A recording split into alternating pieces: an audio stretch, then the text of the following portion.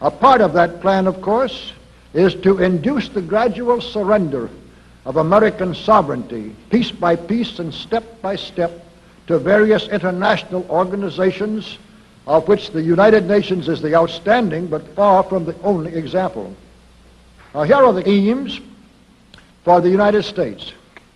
1, greatly expanded government spending for every conceivable means of getting rid of ever larger sums of American money as wastefully as possible.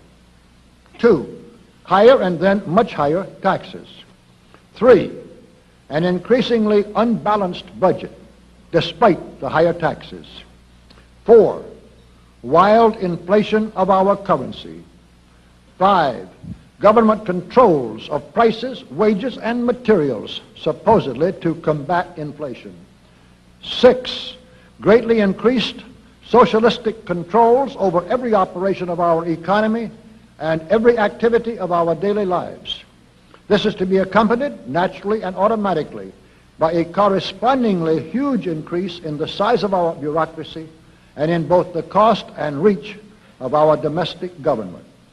7, far more centralization of power in Washington and the practical elimination of our state lines.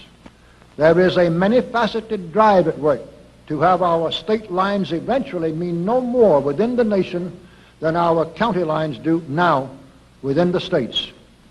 8, the steady advance of federal aid to and control over our educational system, leading to complete federalization of our public education.